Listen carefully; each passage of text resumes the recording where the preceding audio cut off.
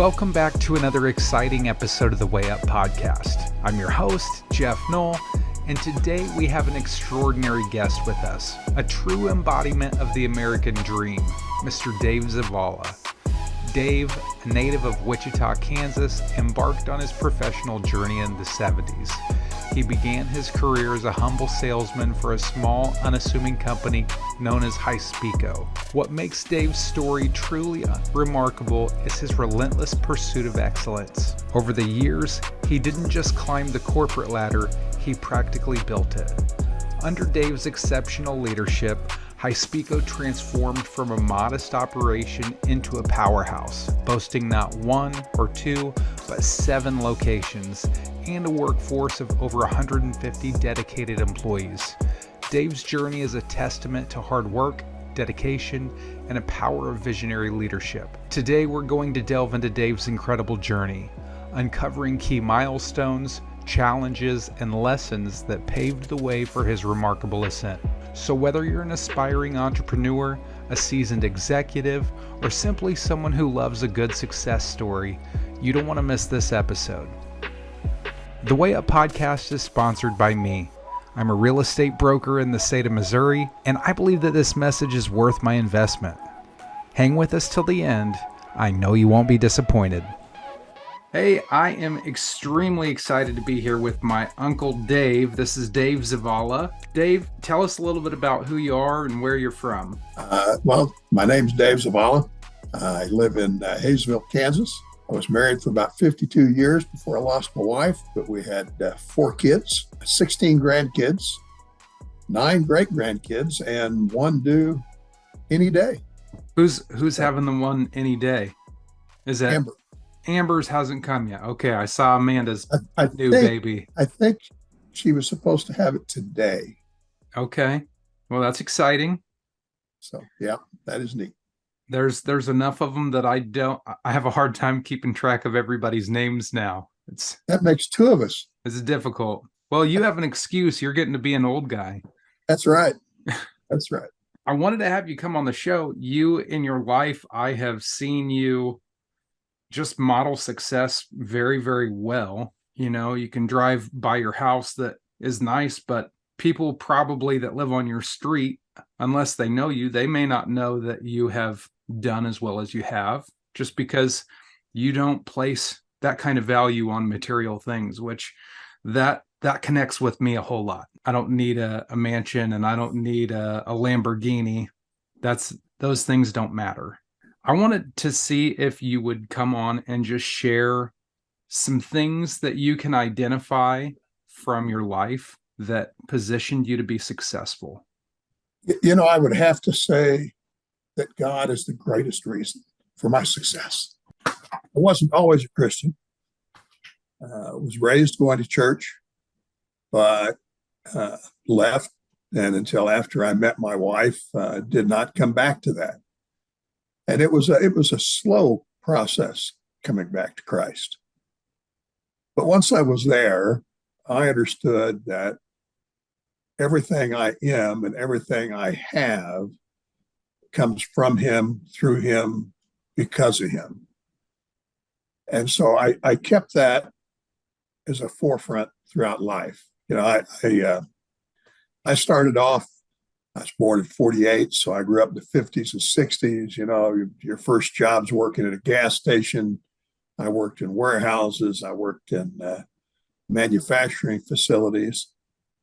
But when I came to understand that He was the center of all things, and I had a verse. Let me look it up real quick. Like early on, when I figured out that everything come through Christ, I looked up and read in Matthew. In fact, this was in a Sunday school class. It's kind of funny. When you're young and you're living paycheck to paycheck, you don't really know how things are going to turn out. And I read in Matthew 6. So Matthew 6:31, it says, "So do not worry, saying, what shall we eat, or what shall we drink, or what shall we wear? For pagans run after all these things, and your heavenly Father knows that you need them, but seek ye first the kingdom and his righteousness, and all these things shall be given to you as well. Therefore, do not worry about tomorrow, for tomorrow will worry about itself. Each day has enough trouble of its own. I found great comfort in that. And when I understood that, I understood that it didn't matter where I worked and it didn't matter what they paid me, that God was going to take care of things. And so that relieves a great stress off your life when you're young and raising kids. So throughout life, I always kept that in mind. So it didn't matter what the situation was, didn't matter what was going on around me. I knew he was in charge. So that's how I started things, and hopefully how I will end them. Yeah.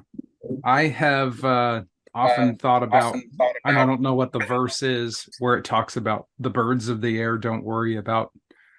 It's a little earlier in Matthew. It's like two verses before the one. I feel like it's close to that because we're talking about the same stuff. But yeah. That if the birds don't have to worry about where their next meal comes from, why do we have to worry about those things? That's not even a concern, which is something I have to remind myself whenever I start to get worried. You get narrow-sighted on what's right in front of you and what feels so scary in the moment, but the picture is way bigger than that. There's always more in front. It's interesting. I was reading a book this morning my mother-in-law gave me called Crushing. It's by T.D. Jakes, and neat speaker. What's that? He's a neat speaker. Oh yeah. Well, he's talking about the chapter I was reading was really good, but the beginning of the book, he's talking about how when his daughter was 13 years old, comes out and tells him that she's pregnant, and she's just devastated, and his initial first thought was, this is going to be devastating to my career. I'm a minister of a huge church, and this is going to be so devastating to me.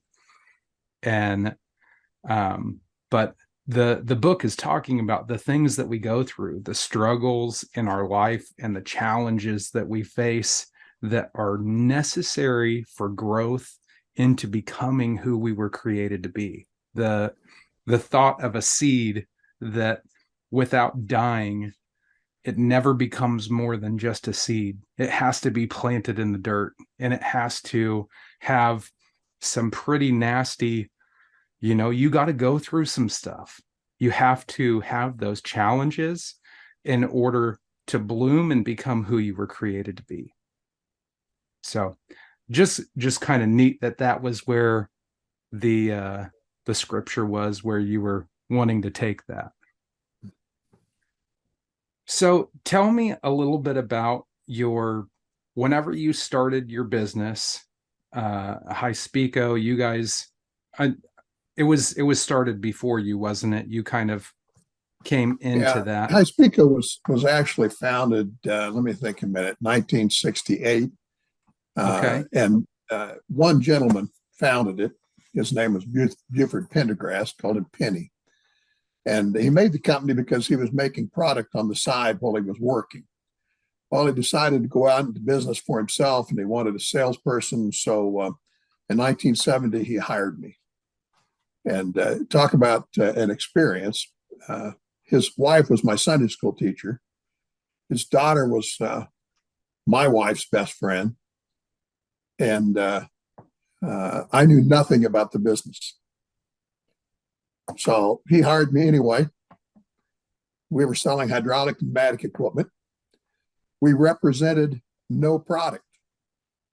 We bought from some other people and resold it to others. And so we were simply fulfilling needs. It was a different time in the 70s. You could do that.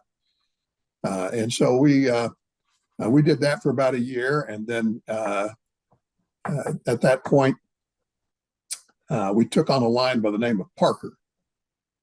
It wasn't a well-known product. It was a secondary hydraulic line. But it was interesting. As they grew, we grew. Penny passed away, oh gosh, a couple of years into that process.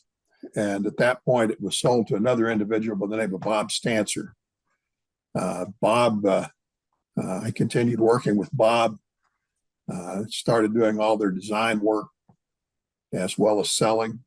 And so it was interesting at those times because we were a very small company. So we sold it, designed it, built it, installed it, and troubleshot it. So you learned a lot about the business in a hurry. Bob sold that company in 1970 to the employees, so it became an ESOP. And at that point, Tom Rawls was the president, and I was the vice president. We had two offices, one in Wichita and one in Springfield, Missouri. And we had a 2-year history of no growth. Well, Tom and I were both salesmen. So, the answer to no growth is you just go sell something. And that's what we proceeded to do. Well, along the way, we had to learn how to run a business. We knew how to sell, but we didn't know how to run a business. And again, Parker was continuing to grow. We were continuing to grow. We initially started off with a small group of people. In fact, almost all of us went to the same church. We were fishing in a pretty shallow pond for people. And as we grew, we had to change that philosophy, but we didn't change the philosophy of Christ being first in our business as well as in our lives.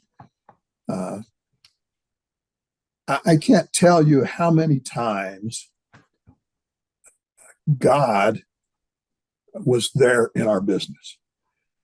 The first time we really saw it, we bought the company in the fall, and we were backed by a bank. Tom and I didn't have any money. We put everything we had into the company, but trust me, we didn't have any money. So we had a bank that was giving us a line of credit. Well, in the first month after we bought the business, that bank sold, and the new owner called me. I was in Wichita, and that's where our bookkeeping was done. So I go and meet with the new president of the bank, and he says, we don't understand your business, and we're actually in real estate. We bought the bank for the real estate business. So I just want you to know we've cut off your line of credit. So we have no line of credit. We're a growing company, and our line of credit became our vendors instead of us paying the vendors. And for most companies, that's a death knell. You don't make it past that point because your vendor doesn't want to support you. Well, I'm going to tell you that it was interesting. We were growing. Tom and I were good salesmen.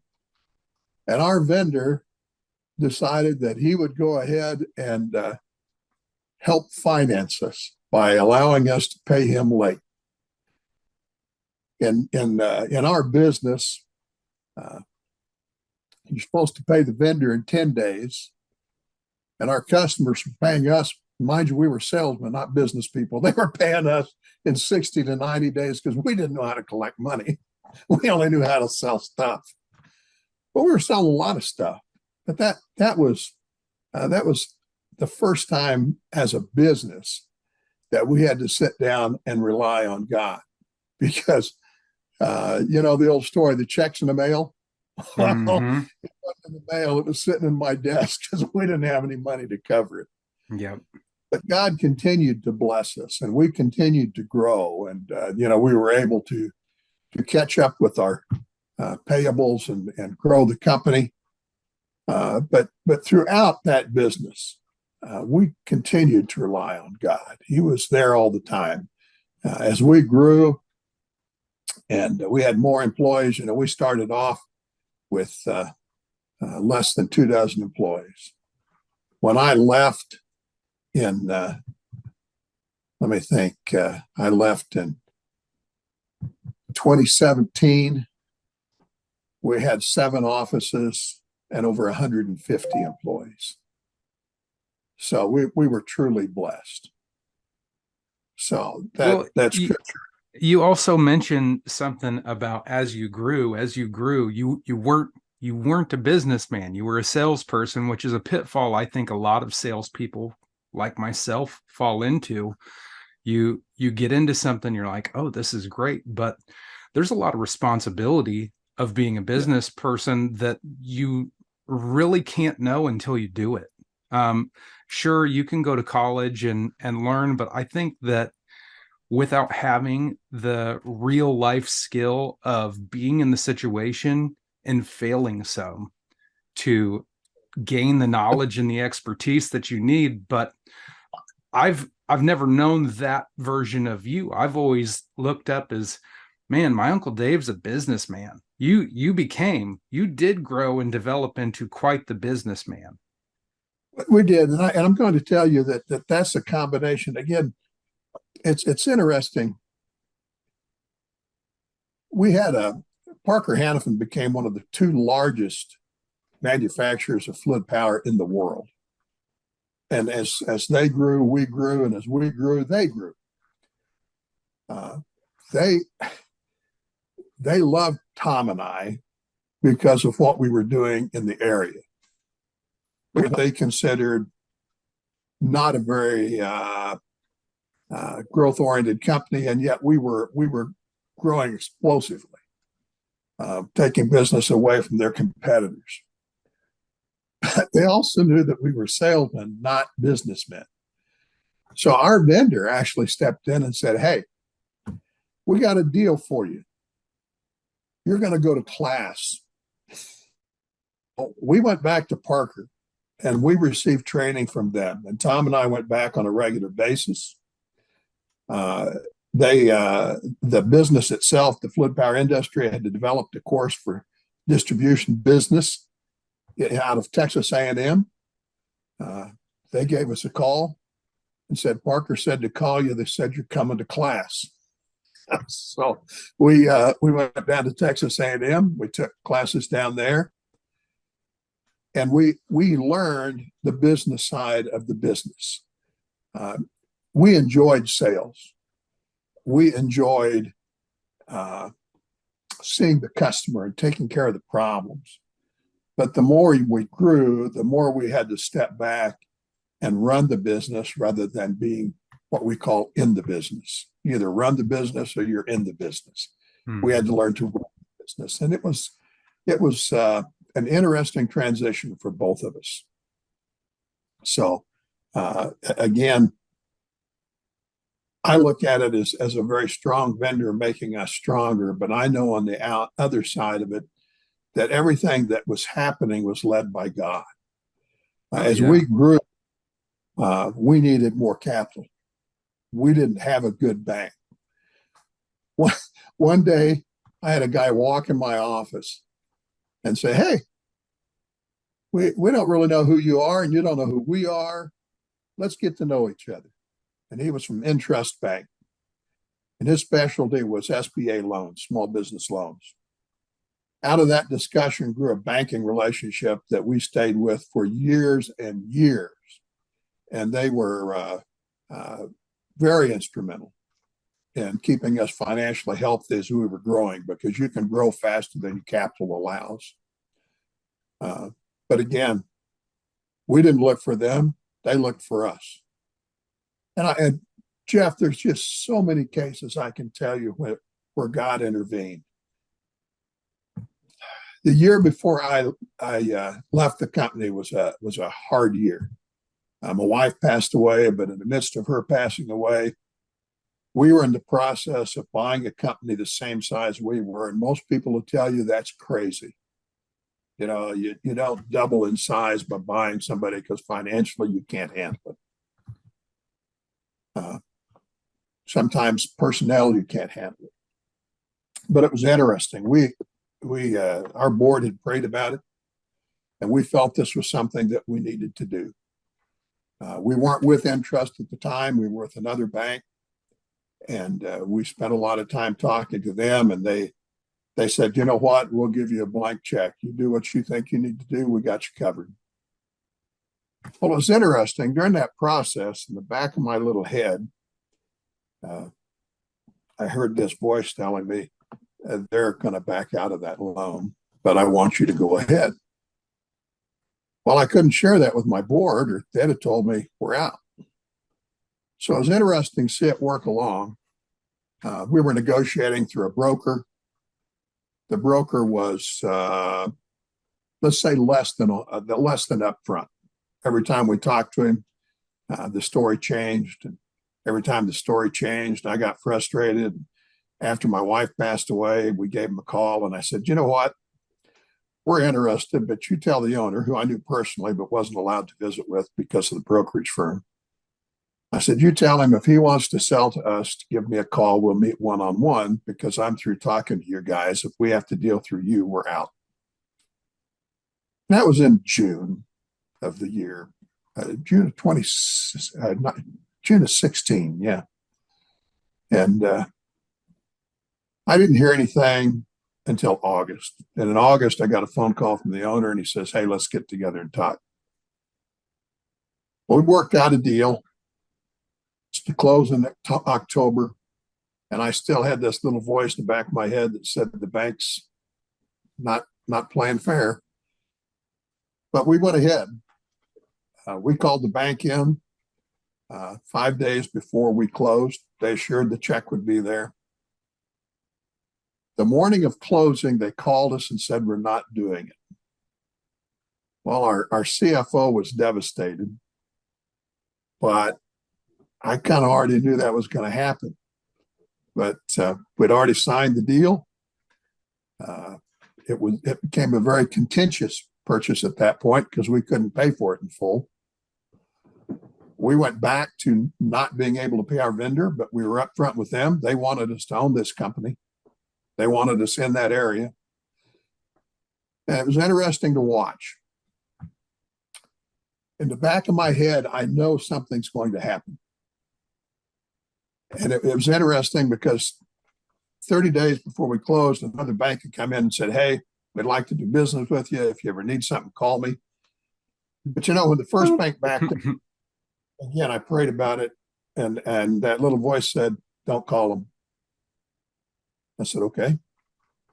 So August, September, October, November, December, we're bleeding money. I mean, we've bought this company. We've brought on all these people. We've doubled in size. We're putting a new sales staff together because you're trying to blend the two companies. I've got an owner of the company that we bought that's unhappy because he didn't get all of his money. He got half of his money, but not all of it. And so it was really a contentious time, but it was interesting because I was at peace because I knew we had done what we were supposed to do. I just didn't know the answer. Well, in February, I got up. I'm at the office one morning and I'm praying, and I get this voice, call him. So I pull out that banker's card and I call him. And at the time, I was training my replacement. And so I took him and we went and met with that bank president.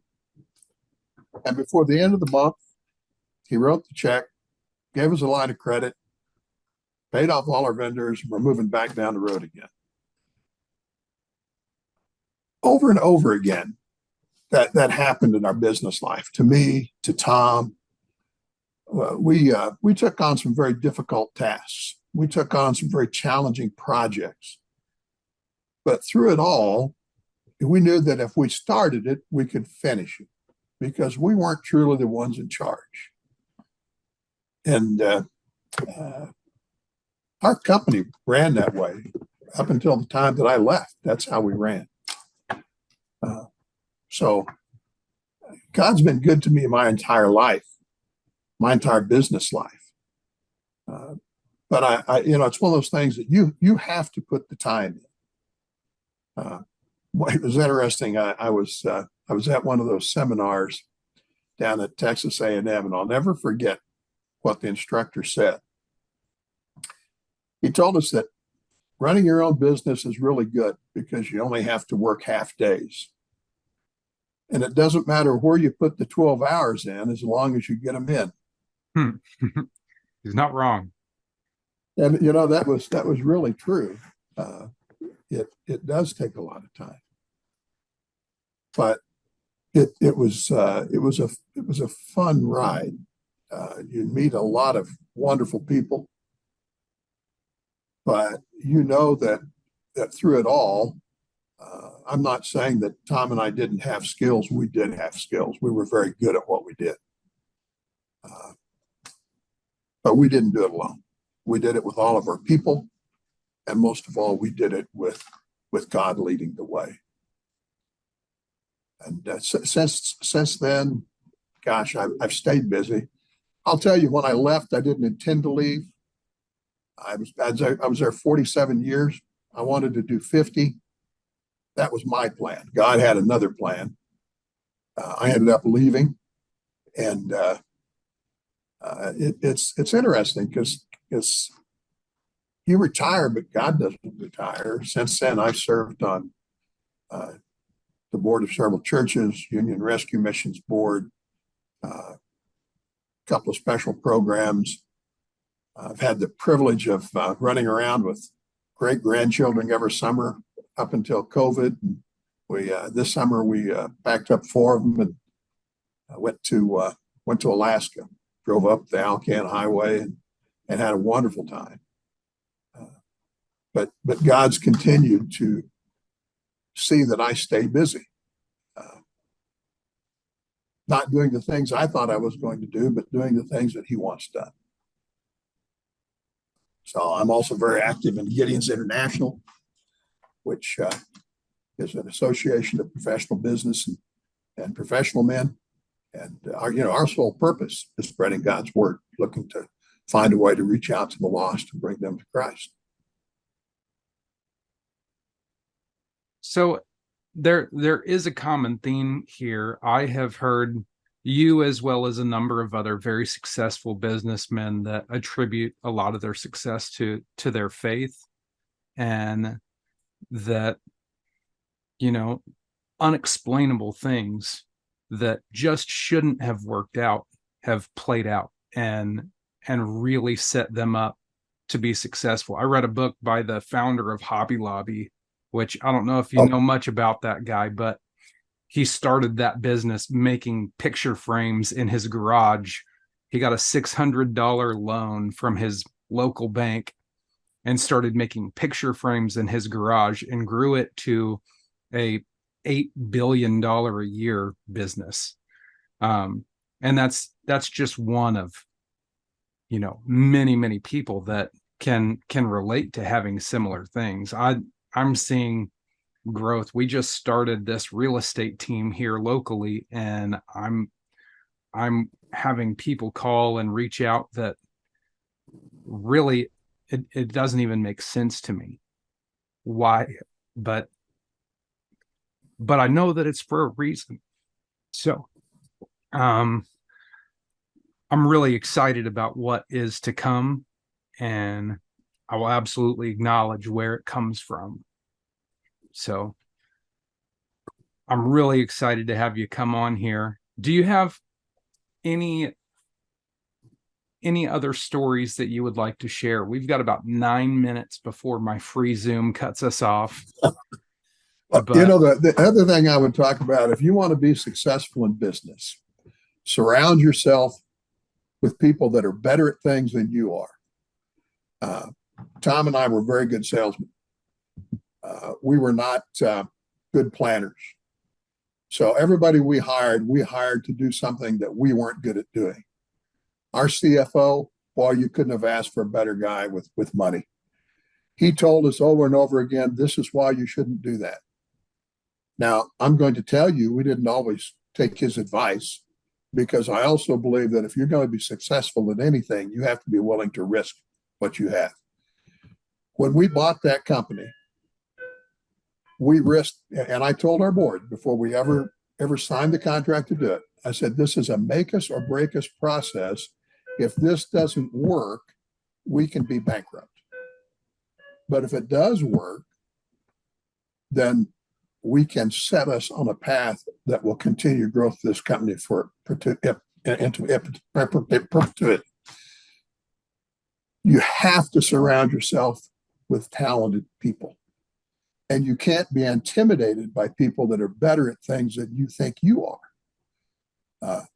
I hired engineers that were better at designing things than I was.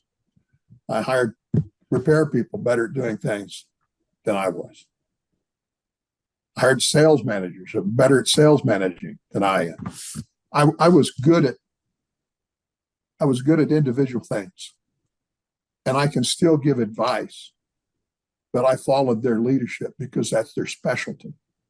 It did not bother me to have somebody else in charge of something that I wasn't 100% responsible for the changes that they were making. I mean, in the long run, you are the president of the company, but you have to give them the freedom to go their path, to make their mistakes, so that they learn the same way that you learn. You know, I talked about all the good things that happened along the way. There were bad things that happened. Oh my goodness, we made some terrible mistakes, but none of them were fatal. And from every one of them, we learned. And from every one of them, we grew. So we grew from the good things, we grew from the bad things. And most of all, we grew stronger ourselves in our faith and in our fun. We had a very open company. My door was always open. If you had a problem, you were more than welcome to come in. We prayed with our folks in my office or at the workstation, wherever they were. It was just part of the culture of our business. And my hope is it still remained that way. Yeah, that's incredible. Well, I want to thank you so very much. I call you periodically, and always when I get off the phone with you, I feel encouraged, and you just have a way of building people up, and I really appreciate that character that you have. I appreciate that. This time went by fast. I thought, we might drag along here, but it went really quickly. Yeah. So it's been a pleasure talking to you. We'll do it again sometime. Absolutely. Well, thank you for coming on, and hope to see you before too long, Uncle Dave. I love you, Absolutely. man. Good talking to you, Jeff. Love you too. Talk to you later.